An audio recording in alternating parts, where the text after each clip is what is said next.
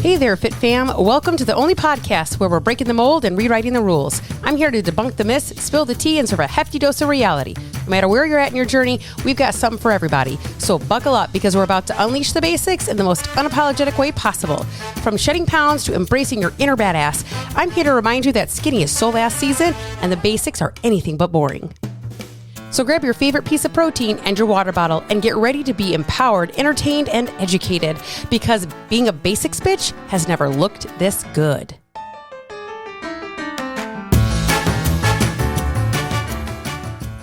Hello, and welcome back to another episode of Don't Call Me Skinny. Super excited to be here with you today. My birthday. What a fun day. It was such a great day. We didn't do actually a whole lot. I went and worked out. I actually took my big kids with me. We went and worked out. And then we, I don't do a lot of different things. I don't really believe like your birthday is this like extravagant thing. Last year for my 40th, we did do something a little bit bigger, but there go my crazy Italian hands.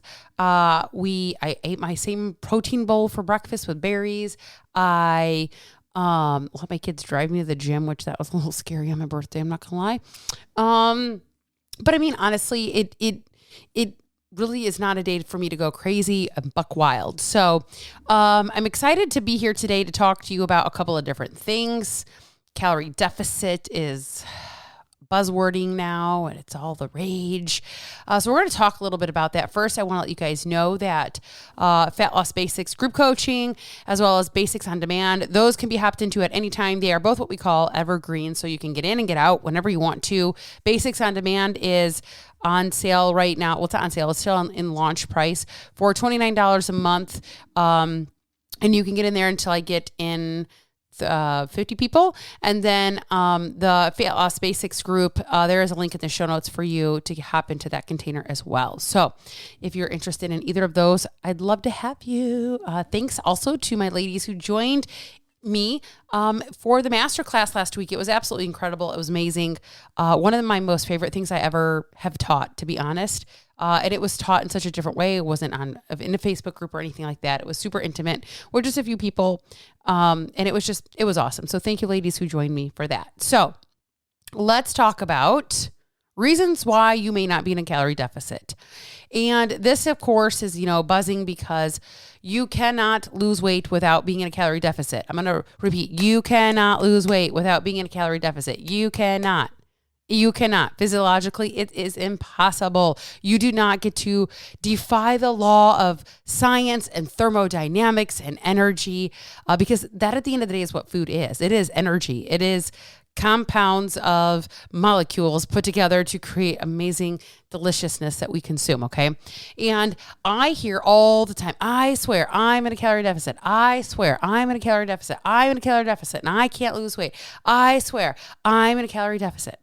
And here are some reasons why you actually might not be in a calorie deficit, but you might think you are, or you think that you are like adamant. I am in a calorie deficit. I know I am. And here's what I'm going to tell you. There's no way if you're not actually losing fat to be in a calorie deficit. Okay. That's number one. But let's talk about why this is the case. So this used to be me 9 years ago, which is crazy to me, but October is 9 years that I have been on this journey, quote unquote, that I have never left, that I have it just continues to change and shift and adjust a little bit here and there.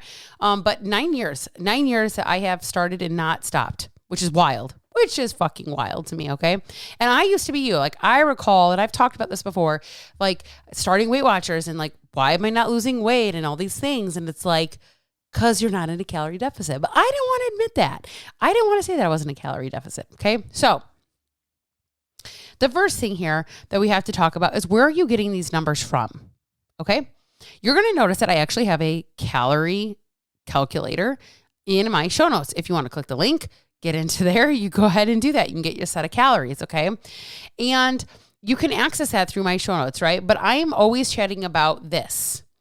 Those numbers, I don't give a shit where you get them from, whether you get them from another coach, whether you get them from some rando calculator, the TDEE calculator, the whatever calculators, you get them for some random person, or you just feel like you know how to do this, okay?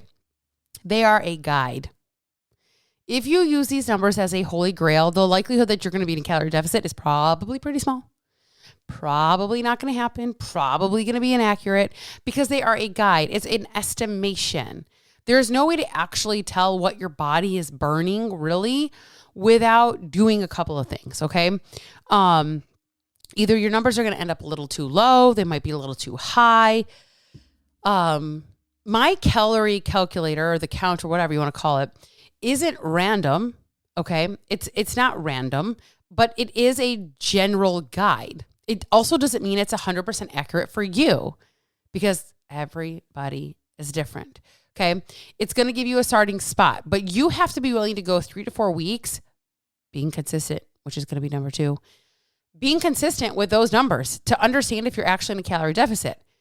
If you don't lose weight, the scale doesn't go down, your inches don't change, then you're not in a calorie deficit.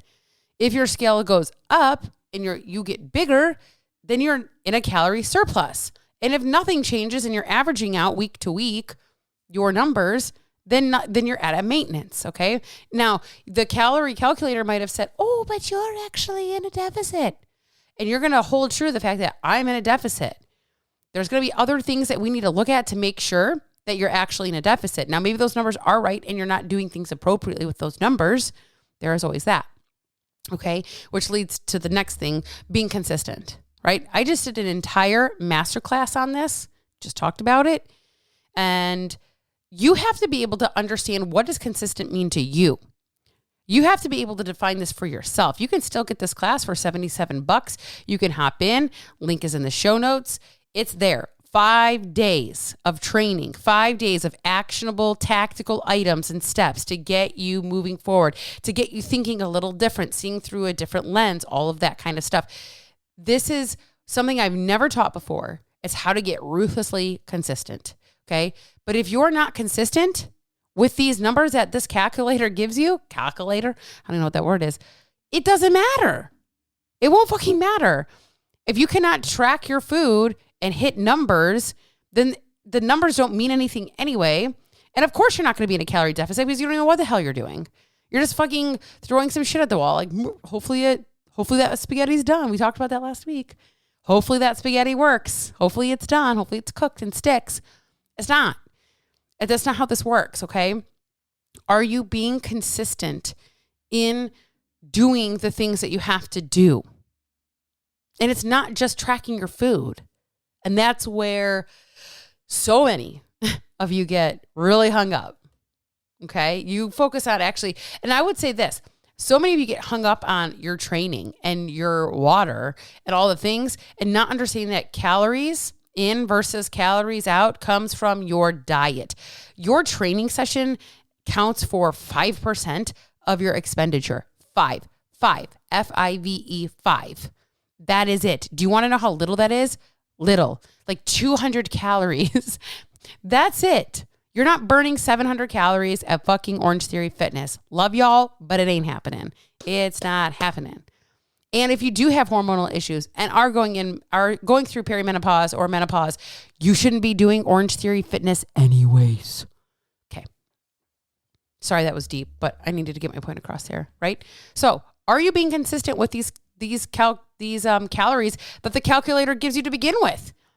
Okay? If you're not, well, guess what? It's probably not going to work, right? Here's another mistake that I see super often: eating higher calorie foods and low volume foods. What does that mean, right? Higher calorie, low volume, shit like ice cream, peanut butter, avocados, nuts and seeds. Now, these are all important pieces of eating in a calorie deficit, but you're gonna be like, but I eat clean, Sarah. I eat so clean. Great. Wash your shit before you eat it. I don't give a crap how clean you eat. If you're eating high calorie foods, it's going to be too many calories.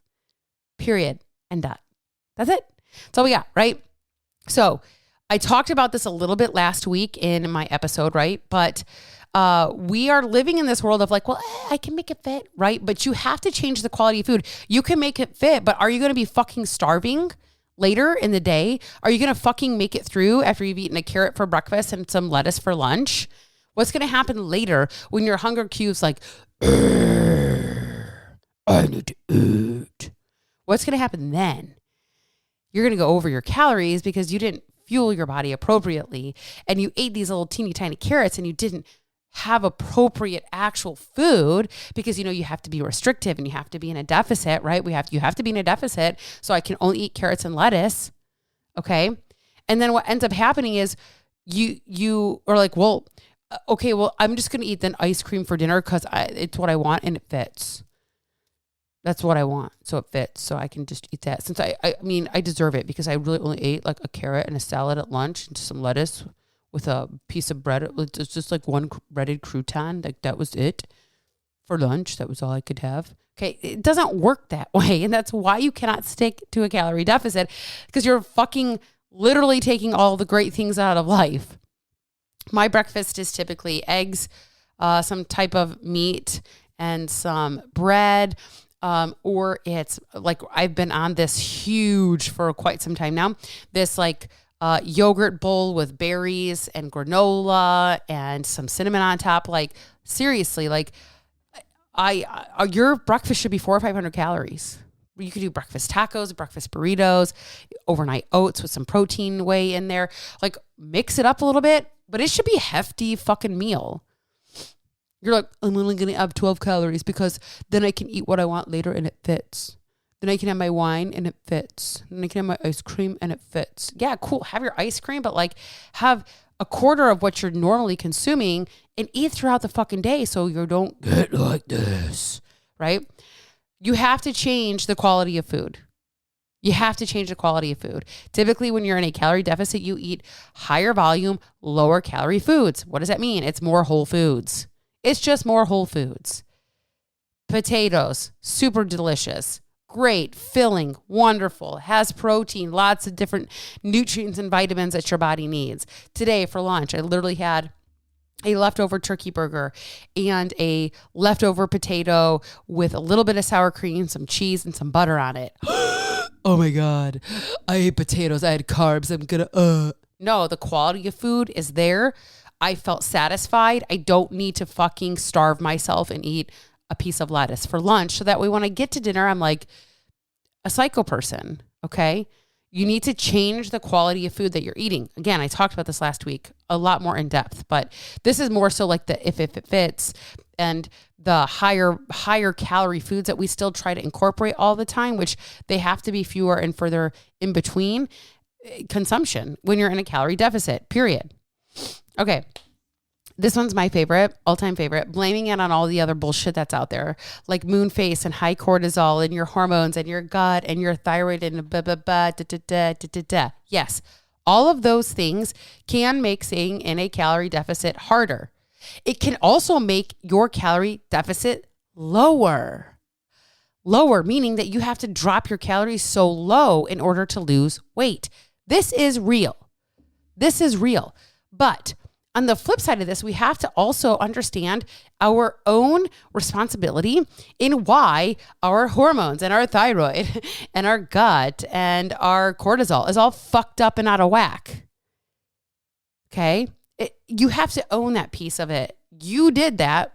Most of us do it to ourselves, from very restrictive diets, overtraining, over-exercising, not eating appropriate, not fueling our bodies appropriately, not managing stress, not getting sleep, and walking around like a bunch of dehydrated bitches.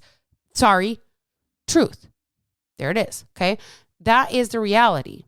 So you cannot sit here and blame it on all that other shit while still not literally taking care of yourself. This was a Facebook post. People got so angry about it, but it's like, I see all the same, like, I'm just going to call this person Jenny because I don't really know a lot of Jennies. Like, I knew one that's new into my world. I don't know why maybe that's why the name came up, but this is not what she does. But I'm just going to, Jenny 1 week will sell me something that's going to fix my cortisol. The next week, she's going to have this herbal tea that I can take that is going to get my gut all back on track. The next week, she's going to sell me these gummies that are going to get my sleep in check. And the week after that, she's going to sell me this amazing these drops and sprays that I can put so I can, de-cleanse my parasites from my intestinal tract, which you're actually supposed to have parasites, some to a degree. There's a lot of nuance here with what should and should not be in the body parasite wise. Okay. It's a whole different conversation that I would love to have Jetta back on the podcast for. But And I want her to come talk about cortisol. Okay. But it's the same person selling me the same different solutions to all of my problems. And you guys don't see a fucking issue with this. There's no self-responsibility whatsoever of continuously trying to figure out the same shit over and over and over and over and over again, and it not working, and you still continue to buy the same dumb shit from the same dumb people. Sorry, that came out really mean. It's the honest truth. It's just the honest truth. And then you're going to blame it. Well, I can't lose weight because I have arthritis. I can't lose weight because I have high cortisol. I can't lose weight because my thyroid's fucked up. But why? Why is it fucked up? And why are you not getting back to the basics of health to fix it instead of some herbal supplement? Y'all, it doesn't work. Stop blaming shit on that. Get back to the basics of health first. Then you pull in things when you need. Supplements have a time and a place. Okay, they do. All right, another mistake I see. Are you actually tracking your food? And if so, how accurate is your tracking? So many times I'm tracking all my food, and then I see in their food logs, slice, cup, ounce. Nope, you're not. Not accurately, right? And the more weight that you have to lose, the looser you get to be with tracking. The less weight that you have to lose, the more you have to track, the more accurate it has to be. I have one-on-one client where we are not even in a fat loss phase. We are just healing food relationship. I talk about her all the time because she's just a primo exemplo of amazingness. And literally, we are just tracking. We are taking pictures and she is journaling what she's eating. There is no target to hit. There is no nothing. Okay. And she's losing weight. She's losing inches. She's having to buy new clothes. Okay. But she has a lot of weight to lose. Therefore, she can get away with not shifting and adjusting a whole fucking lot and get some kind of response, which is great for us in the moment because that allows us to do the back end work for her while she still gets momentum, not motivation. While she gets momentum, while she starts feeling better, while she's getting better sleep, having more energy, while she is losing weight, while she is losing inches.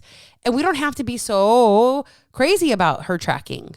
It gets to be a little bit loose. Now, I have another client getting ready this week to enter a fat loss phase. She has a significantly less amount of weight to lose, like not very much. What is that going to require? A lot more detailed tracking, accurate tracking. That can get very tedious. There is no cups and ounces and spoons and tablespoons and slices.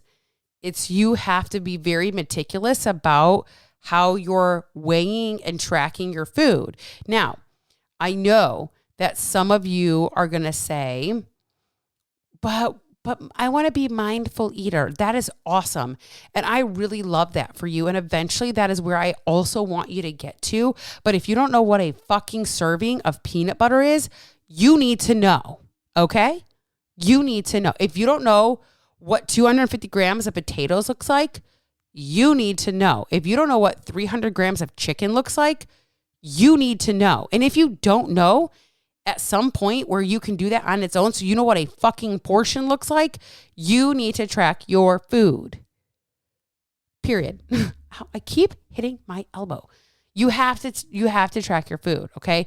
And I know people will disagree with this, and they're like, tracking is so, and I'm not making fun of people, but tracking is so disordered. It's not. It's not if you're using it as a tool to learn and understand how portions work and what portion sizes are. This is normal. How the fuck else do you know what a portion of chips looks like as opposed to about 8?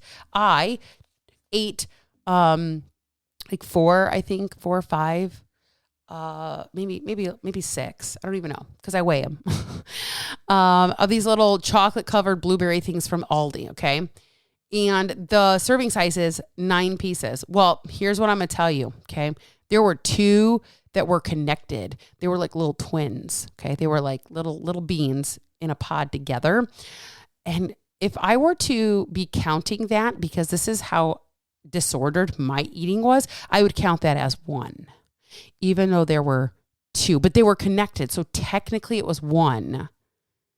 Instead of just me weighing them out and going, okay, I get 20 grams of this food. And I know what 20 grams is. That's 1 serving. And I can't just say, well, it was actually, I ate 2, but it was 1. No, that is disordered. That is disordered eating. That is shit that I would used to do. I would used to lie about what things really were so that I could get away with eating them. That is fucking disordered. Okay. That's the problem. Okay. You just have to understand, you have to learn. So if you don't track your food and you want to lose weight and you want to be in calorie deficit, this is a problem. Big mistake. Here's another one. Booze. This is something that people don't talk a lot about, but booze is full of extra calories. And these calories do not aid or help in weight loss whatsoever. In fact, the body does nothing. It sees it as a poison. It will not do anything until it rids the body of the alcohol before it will do anything else, including, but not limited to, losing weight, right? Okay. You typically eat additional food when you eat because you just don't give a shit. You're like, yes, I'm going to go for those chili cheese fries. Absolutely. While we're at it, let's just add on the chicken tendies because they're bomb diggity. Let's just get one more slice of pepperoni. Okay. Like, you don't have the capacity. Why? Because alcohol affects the front cortex of the brain, which has what? Logical reasoning. Boom. Okay. It causes poor sleep, which will aid in additional calories the next day. You typically feel like shit. You're groggy. You're off. Your mood is off. Everything's off. It takes you probably 2 to 3 days to really fully recover if you've had too much. Okay. And the one that I didn't actually add on here, but I'm going to add on here and talk about really fast is movement.